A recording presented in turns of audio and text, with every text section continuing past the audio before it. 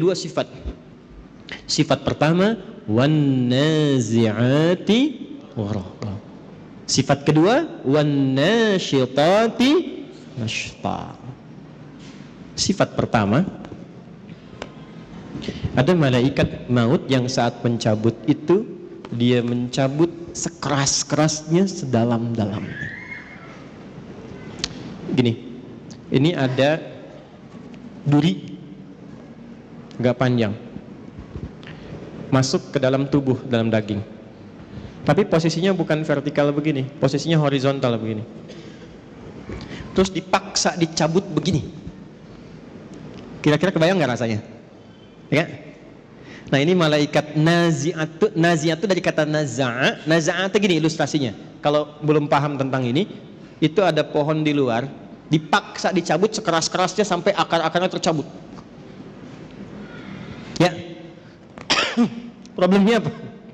Problemnya kalau pohonnya keras kan nggak sekali cabut. Tarik, balik lagi, tarik, balik lagi. Gitu kan? Itu naza'a namanya.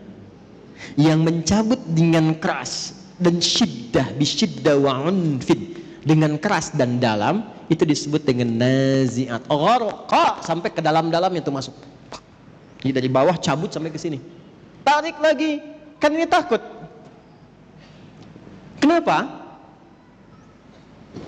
Karena dia merasa nggak siap untuk pulang. Karena merasa nggak siap, nggak pengen keluar. Tarik lagi, itu ilustrasi begitu. Tarik lagi. Sampai nanti di Quran ada beberapa surat, kamu ini susah sekali, ada yang dipukulin sama malaikat. Tarik lagi, turun lagi, tarik lagi. Ya, mudah bagi malaikat, tarik langsung mudah kan, kuat. Kan, tapi ingin menunjukkan bagaimana keadaan orang-orang di golongan pertama yang disampaikan oleh Al-Quran, betapa mencekamnya keadaan saat dia pulang. Ini sampai Allah kirimkan khusus dalam suasana itu malaikat yang memang bengisnya luar biasa untuk mencabut. Siapa golongan ini? Ya, satu. Dah. Nah, jangan lu dijawab, tenang. Dua. Wan nasyitati nashta. Nasyitah itu kalau diartikan ke gerakan, satu gerakan yang lembut, halus, tak terasa sudah berubah, bergerak, berpindah. Nabi ilustrasikannya begini, kalau ada rambut yang halus, lembut, tipis, kemudian ada adonan yang halus juga, lembut, tipis, kayak ngambil rambut itu dari adonan itu, halus, berpindah. Ya. Senyum, la ilaha illallah, meninggal. Sujud, nggak bangun lagi. Lagi baca Quran, cuman begini, la ilaha illallah, meninggal. Dan menariknya, yang seperti itu sekarang sudah banyak ditampakkan lewat video.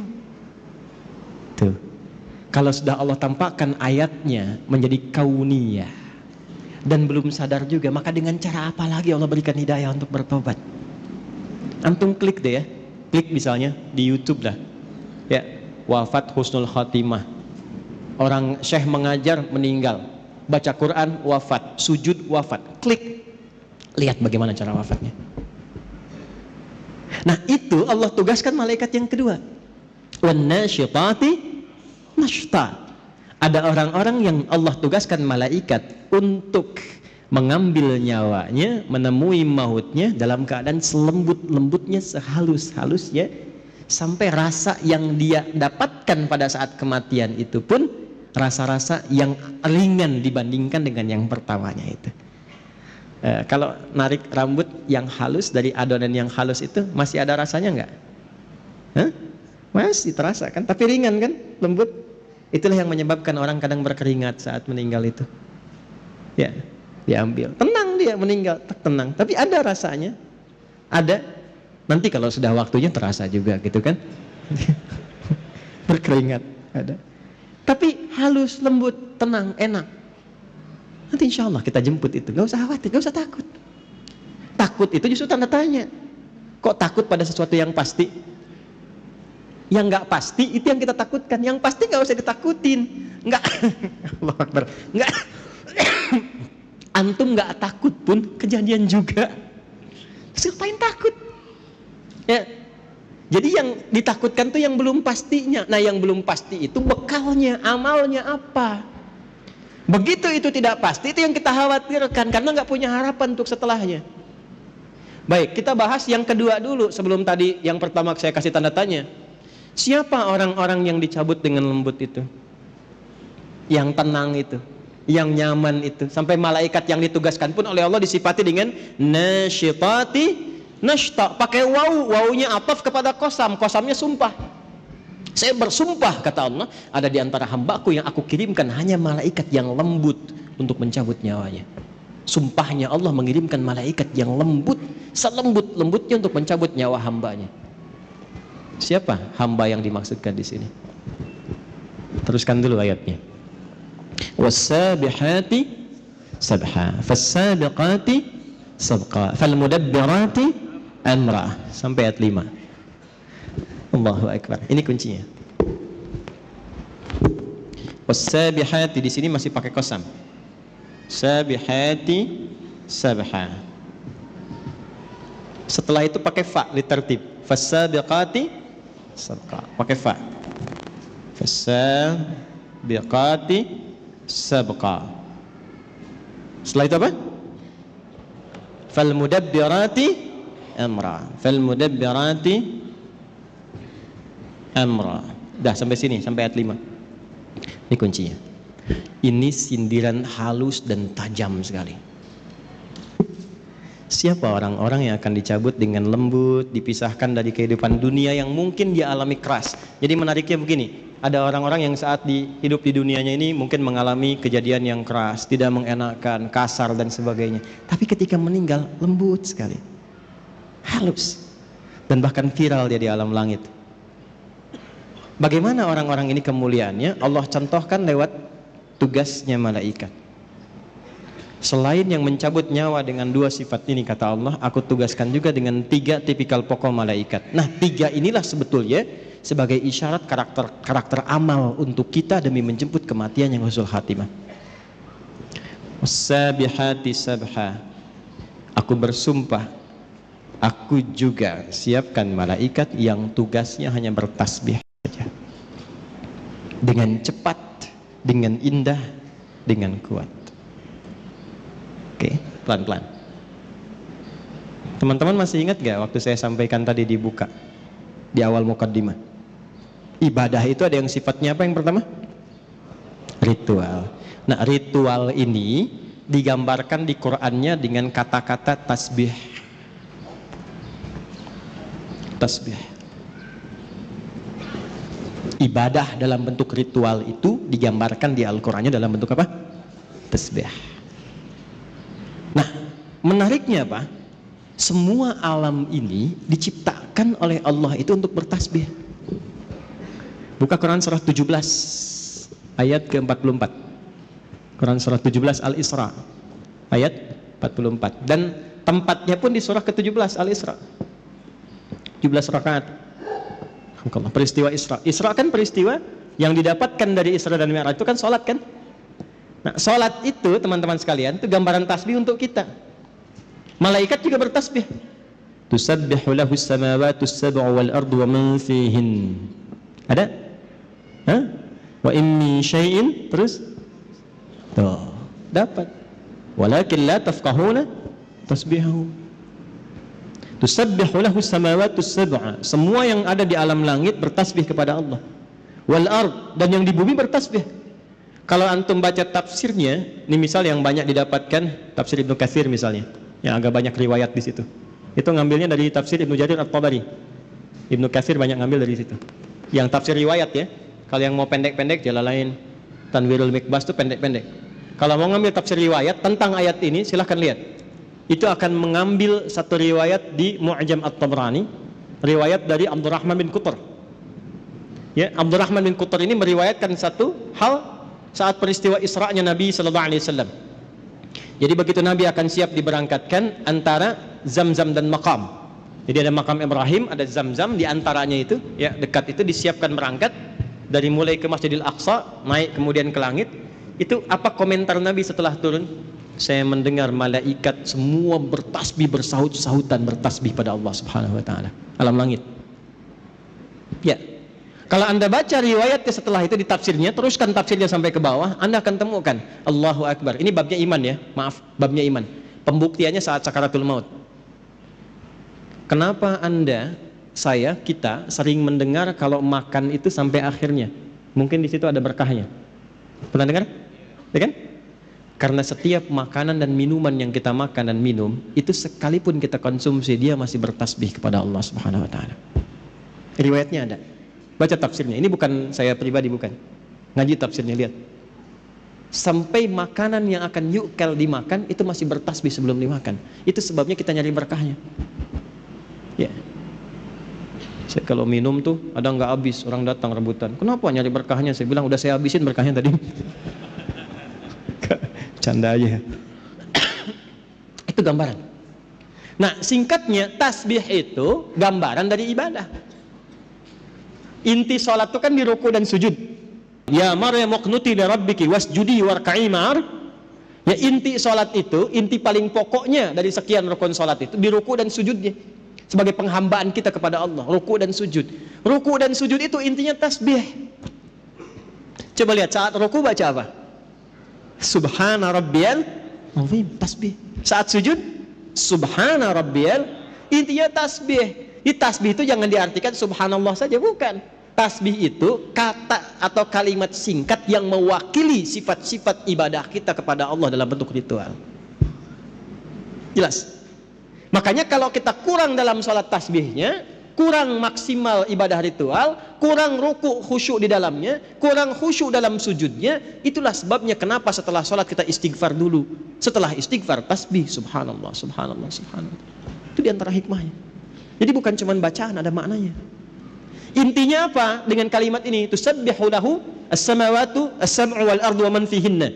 Kaitkan dengan wasabihati sabha. Aku bersumpah, malaikat saja ada yang aku buat untuk tasbih semuanya. Masa manusia gak mau tasbih? Malaikat saja aku ciptakan tanpa salah, itu masih tasbih. Malaikat itu dicipta tanpa salah, Pak. Satu-satunya makhluk di muka bumi ini ya, yang bertugas di muka bumi, tugas. Dan di alam langit dia bertugas. Satu-satunya makhluk yang Allah ciptakan tanpa salah cuma malaikat. Diciptakannya dari cahaya, materinya materi takwa. Quran surah 66 ayat ke-6. La ya'sunallaha ma amarahum wa yaf'aluna ma yu'marun. Malaikat tidak punya potensi maksiat. Makanya Anda nggak pernah dengar misalnya, maaf, pernah dengar malaikat Jibril korupsi ayat? Nggak ada kan? Ya. Dan tidak pernah menukar posisi. Itu Fir'aun, se-Fir'aun ya, bikin jengkel, yang nyabut tetap malaikat maut. Nggak pernah dia bilang, Zurail, Jibril, jengkel sama yang ini, kamu aja yang cabut. Nggak ada tukeran tugas. Jadi Anda bisa bayangkan nggak, satu makhluk yang nggak punya potensi salah, tupoksinya jelas, itu masih bertasbih sempurna kepada Allah. Jadi Allah tuh nyindir kita halus. Kamu ini manusia, aku berikan fasilitas, kenyamanan, kedamaian, ketentraman. Aku siapkan pedomannya. Ini yang nyaman, ini yang tenang. Hindari maksiat, ini resikonya. Cari bekal untuk pulang.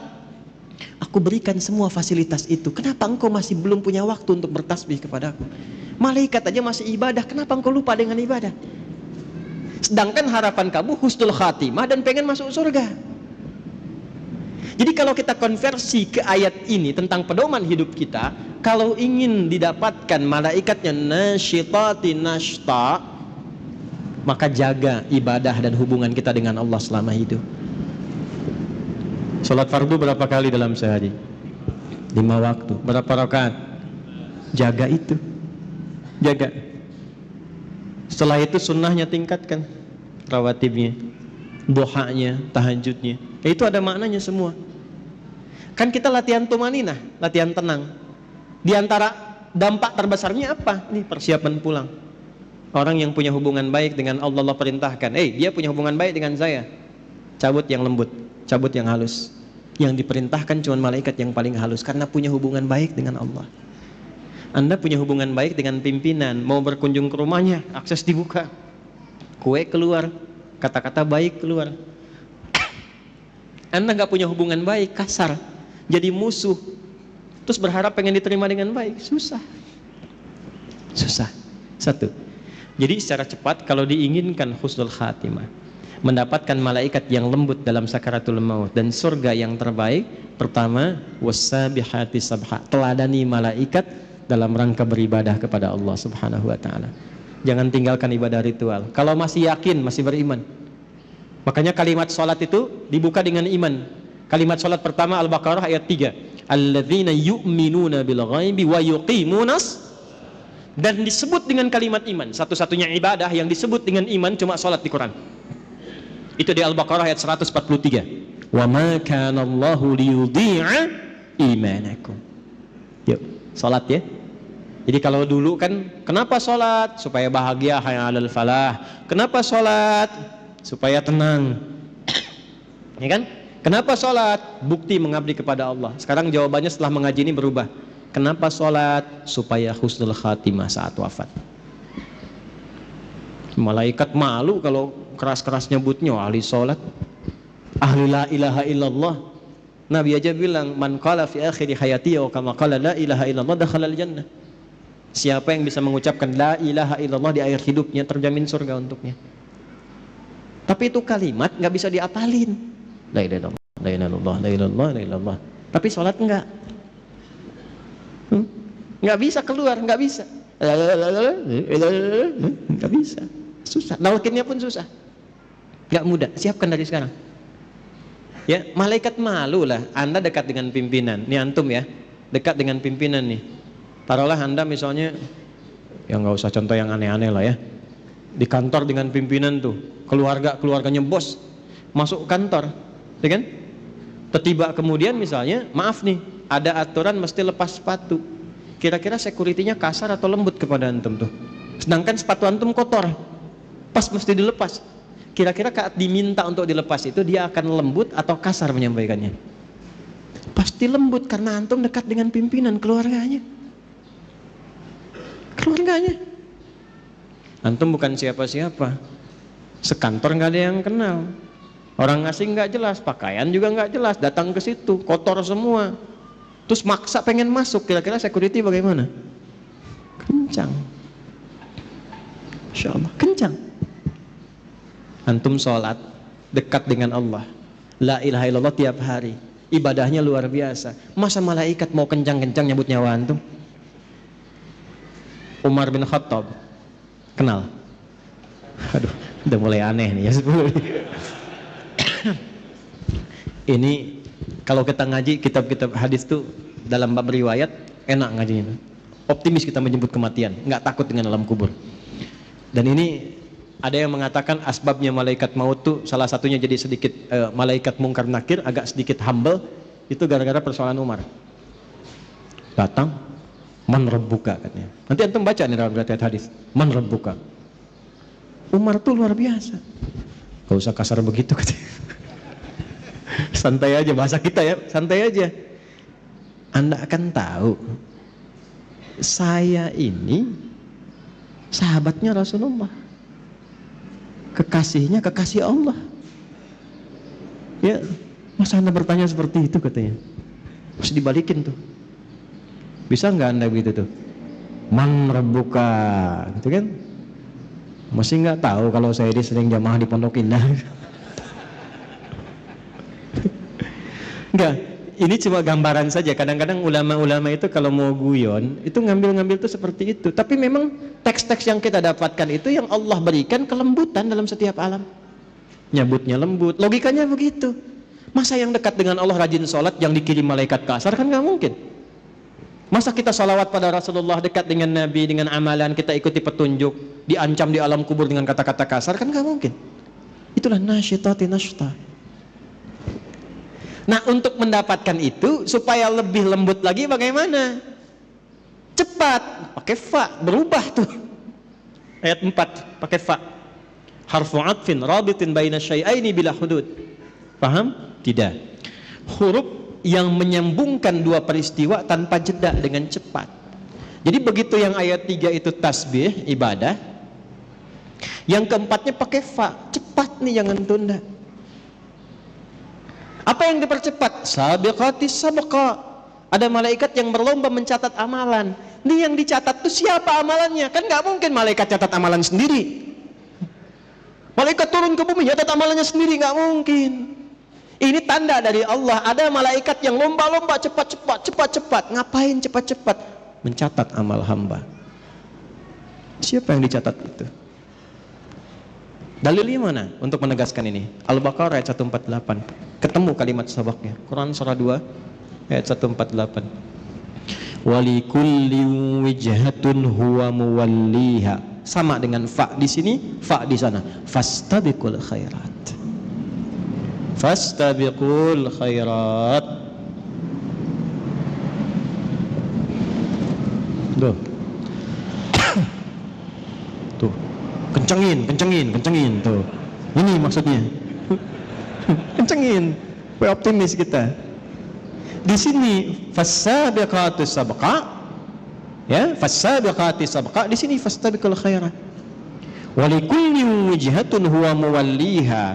Setiap hamba yang ibadah itu pasti punya kecenderungan fokus pada ibadah tertentu. Contoh, ada yang senang tahajud, belum konsisten puasa sunnah. Tahajud rutin tiap malam, tapi Senin Kamis belum puasa. Ada yang puasa Senin Kamis, tapi tahajud belum. Ya kan? Ada yang sudah sholat puasa Daud, bahkan sholat Daud nggak ada. Ya, puasa Daud yang ada ya. Senin puasa, Selasa tidak. Rabu puasa, Kamis sholat Daud nggak ada. Subuh sholat, duhur tidak. Asar sholat, maghrib, nah itu nggak ada. Ya. Ini sudah puasa Daud, tapi tilawah Quran belum. Quran juga unik. Ada yang senang baca, tapi belum menghafal. Ada yang senang hafal tapi nggak tahu arti. Ada yang senang kajian, ngaji artinya, tafsir, tapi juga baca belum optimal. Ada yang begitu. Nah sekarang maksudnya apa? Kita itu saat sebelum pulang siapkan amalan-amalan favorit yang kita pilih di dunia sebagai bekal andalan kita pulang itu apa? Supaya malaikat berlomba-lomba mencatat. Ayo kita berlomba-lomba. Dan ini dijamakkan fastabiqul khairat. Semuanya baik kata Allah itu. Tapi silahkan berlomba. Yang ini puasa Senin, ya kan? Antum belum sanggup puasa, saya mau konsisten dengan rawatib dulu. Ya. Saya belum sanggup menahan lapar, tapi saya bisa sanggup menahan lelah saya untuk mengerjakan rawatib. Ya udah, alihkan tenaga ke sini. Ya.